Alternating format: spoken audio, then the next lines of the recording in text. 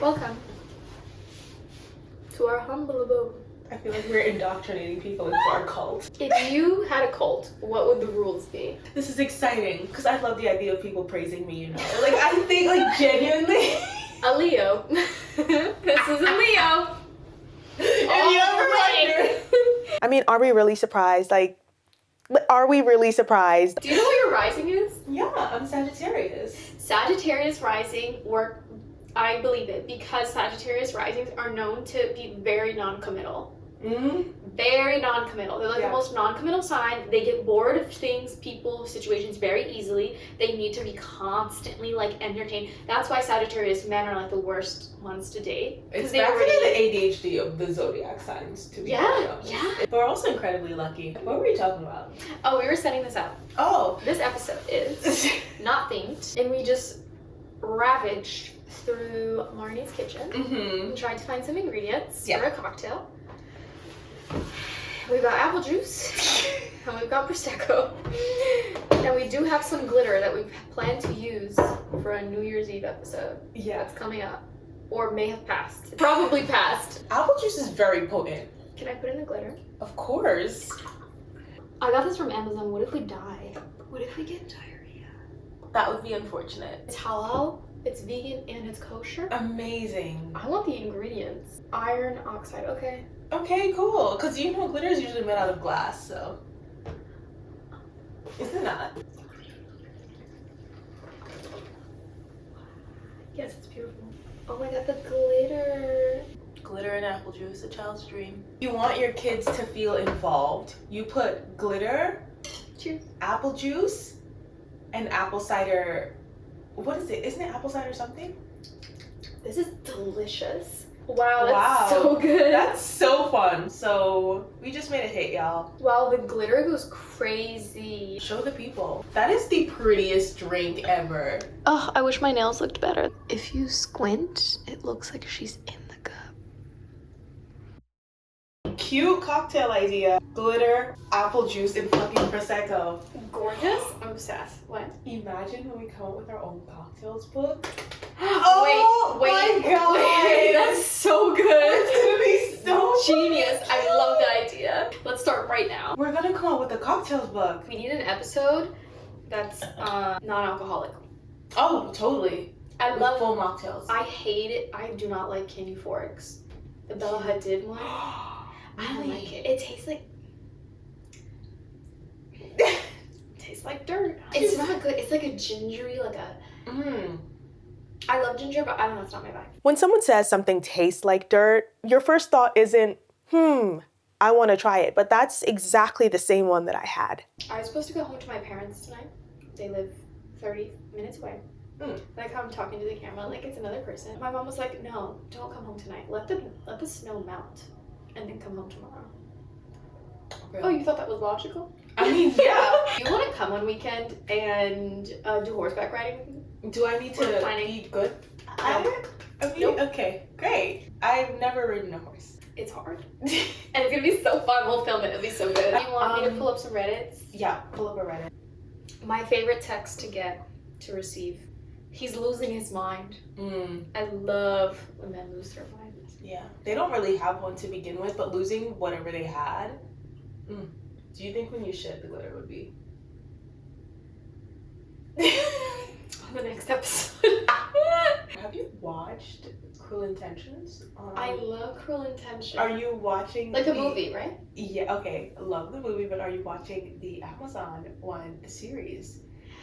We should discuss episodes of a show on this. Oh, 100%. Like it could be like a little part of it. Oh, 100%. Like I heard The Ultimatum season 2 is good. Oh, I haven't even watched season 1. Season 1's good. Like it's unbearable. And we can also dress up like them. Love is Blind. Still have not caught. Love is Blind Habibi. There's a what? There's a Love is Blind Habibi. It takes place in Dubai.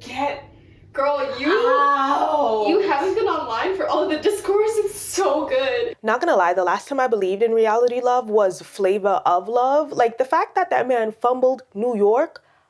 How could you fumble New York? This one, I wanted to talk about this when I saw it earlier. Oh, am I the asshole for asking my sister why did her husband leave her if she's such a perfect wife and mother? I 30 female, had my first baby 8 months ago, and I'm already back to work. I own several beauty salons with my husband, and we both agreed that when our child is born, we will rely on the help of a nanny that we have known for years so that I can continue working. I already see where this is going. Our baby boy is very happy. We, the parents, are also very happy, and life is great overall. Last week, my sister, 35 female, came by our house to drop something off.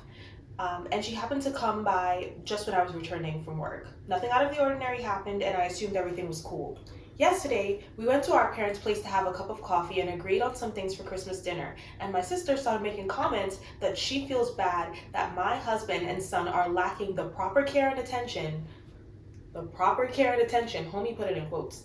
A wife and mother should give to their family. She was telling this to my husband in front of me and our parents. I did not have time or a chance to say anything because my husband told her he and our son are not lacking anything and asked where did she get that idea from. My sister explained that last week when she came to our house and I was just returning from work, she saw how I looked, that I had makeup on, my hair was done, my nails were perfect, and it showed that I was very concerned about superficial things instead of being a good mother and wife. So because you take care of yourself. Pause. If she didn't take care of herself, she would be saying, look at how you let yourself go. Your husband deserves a woman who takes care of herself. Or why isn't your husband helping out with the kids? Some people are so bitter. Husband said her remarks are just plain stupid since I've always been like this, period. She's like, I've always been that bitch. I've always been that girl, and I always kept myself up. Regardless if a child came out this coochie, I'm gonna be on it. I respect that. Anyway, what she said. Husband said her remarks are stupid since I've always been like this, and this is just part of my identity. And if I look good and I'm concerned with my looks, it doesn't mean that I'm not a good wife or mother. I see what she's saying. My sister continued saying that as a parent who has a boy, that we should be concerned and give an example to him because he needs to learn to appreciate women and other qualities other than looks. She even said, my husband has no idea what he's talking about because he doesn't know what he's missing out on. What is the sister going on about? I was already angry at this point, so I asked her if that was the case, why did her husband leave her?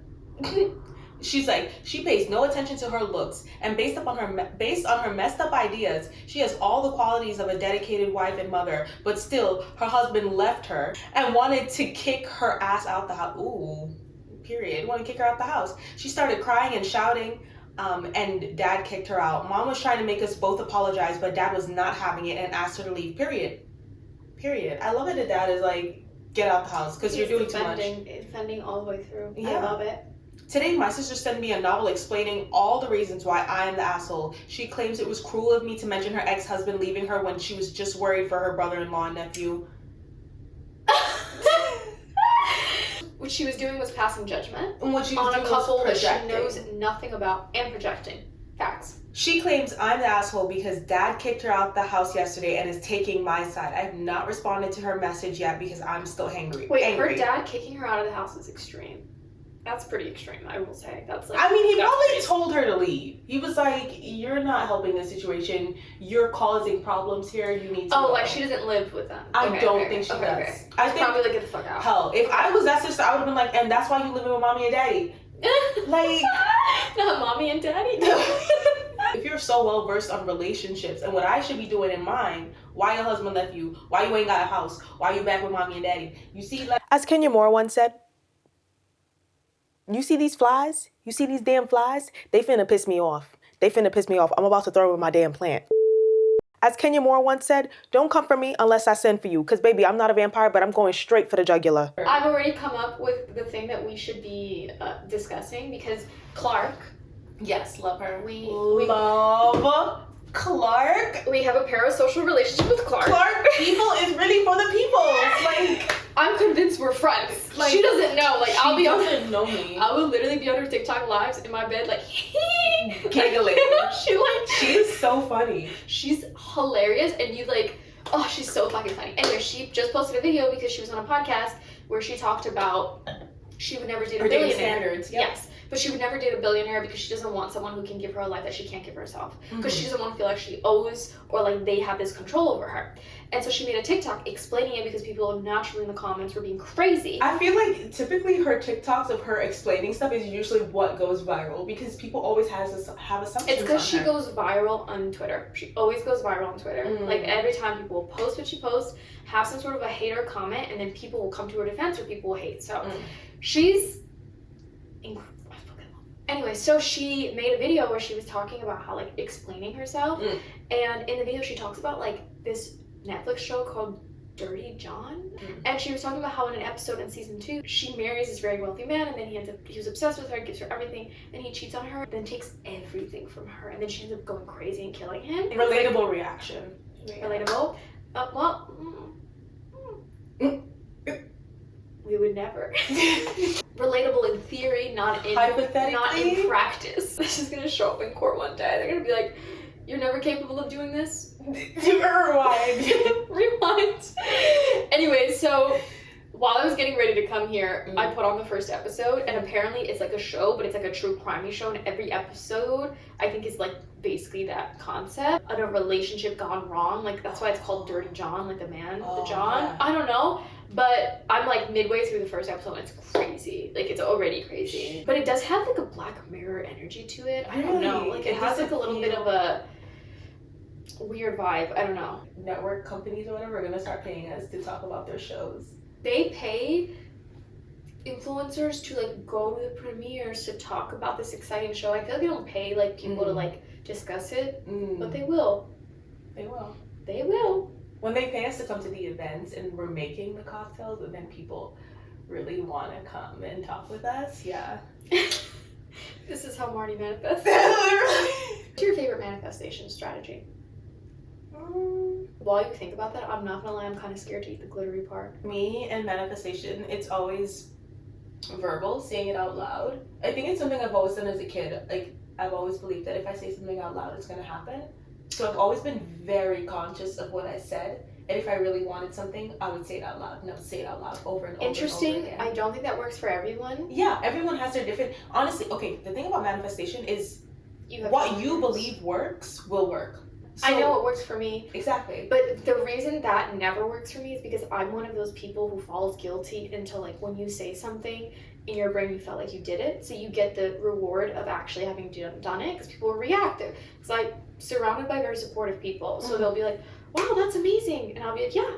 And so when you get that like reaction, you almost like lose the willing to do it. Yeah. To actually execute. Exactly. Okay. So that's why the saying doesn't work for me. What works for me is not like long yearly vision boards, but like monthly vision boards. Like I need like a focus for a month, and then I need everything jotted down, written down, and then I need a singular thing or a few things within a month to two month period that I'm like only doing this thing. Oh, you know, everyone's been doing these like they do these studies where they take rice and they put them in jars, and then they speak nice things to one and they speak bad things to the other, and then the bad one ends up molding and the other one doesn't. But how do you insult rice? Do you say, I'm sorry, you're white and tiny? Like,